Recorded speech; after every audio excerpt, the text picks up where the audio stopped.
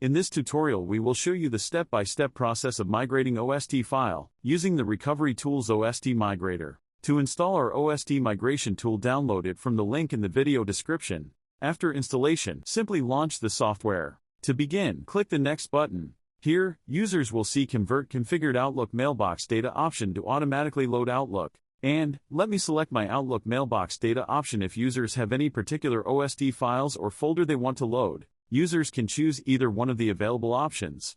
Use Recovery Mode is a feature within the software that helps recover or repair corrupted or damaged PST or OST files. Click Next. Check on checkbox to select individual files or an entire folder that you want to convert.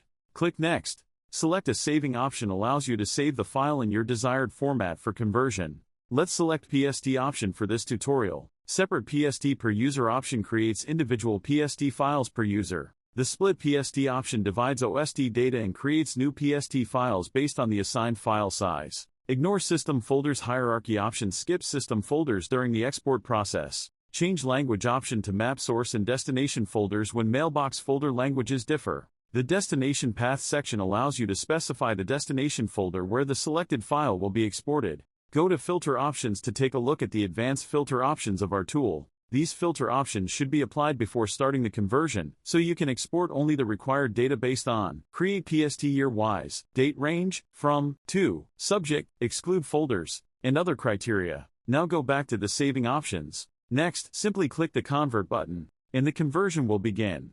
Once the conversion is completed, you'll receive a notification indicating that you have successfully converted OST files. Click OK, and open the destination folder to access the newly converted files. And that's it for this video. Thank you for watching.